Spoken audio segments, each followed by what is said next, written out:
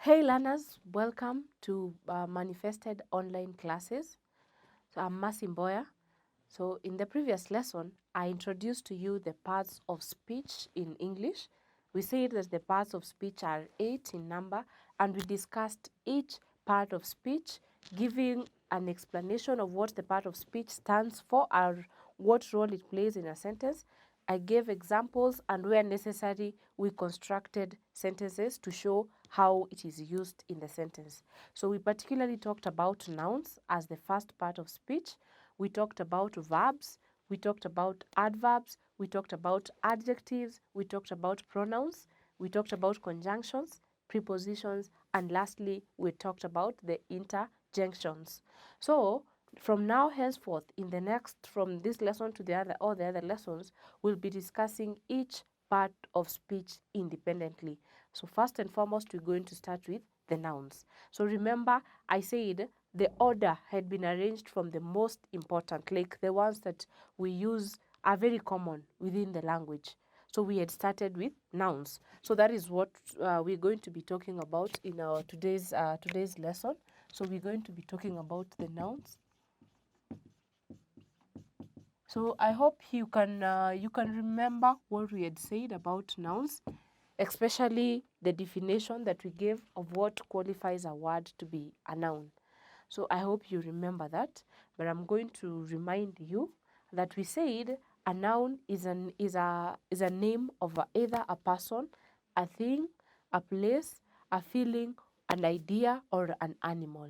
So every word or any name that is used to define either of those things that I've talked about qualifies to be a noun. So in this particular lesson, I'll give the definition, which I've already done. And number two, I'm also going to give you the different types of nouns that we have in the English language, because we do not only have one, we have a variety. We have different types of nouns. So we are also going to be discussing those different types of nouns. And I'm also going to give the rules that guide in which instances are you supposed to use nouns? How are they supposed to be written? Do you start with a capital letter? Do you start with a small letter? And so forth. So first, I've already given the definition. So we've said, so they are names. They are names of people, places, animals, things, feelings, and also ideas. So all those words that you come across that are used to define either of these, either it's a name of a person, it's a name of a place. Like for example, we have names of cities, we have names of towns, we have names of villages. All those are nouns because they give us they represent names of places. So we also have animals, like we have cows, we have goats. All those animals that we have are their names represents nouns. We have things. We talked about pens, we talked about books, we talked about desks. We have feelings, for example, when you say that you're sad, for example, when you say that you love somebody, for example, when you're angry at somebody, all those are nouns. They are used to express the feelings that you have, So basically, that one becomes a noun. So we already have now the definition of what a noun is. So now basically we're going to be discussing through the different types of nouns that we have. So we have so the types of nouns. So the first type, we have what we call the concrete, and we also have what we call the abstract nouns. And then on to the second one, we have what we call the common and the proper nouns. And then we also have what we call the collective nouns.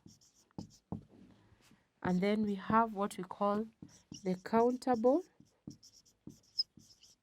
and uncountable nouns.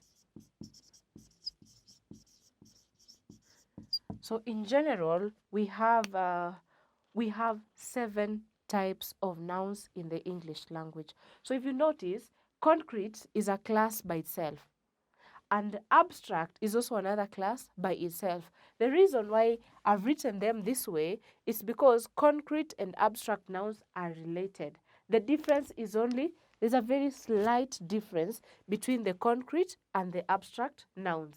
So that means we are going to be discussing the concrete and the abstract noun together, and then go and discuss common and proper nouns also together, because the difference between those two classes of nouns is a very small difference. I will point it out as we discuss. And then the collective nouns are a unique class by itself. So we will be discussing the collective nouns independently. And then the same thing happens with these ones, countable and uncountable. So they are different, yes, because you see I've used a comma to show that this and this are not the same things. But the difference is just a very slight or a very small difference. But as we discuss, I will point out the differences. So in this particular lesson, I want us to concentrate on these 4 types of nouns. That is, we'll talk about the concrete, the abstract, the common, and the proper nouns. So first and foremost, I'm going to start, of course, with the definition. What is a concrete noun? What qualifies a noun to be a concrete noun? So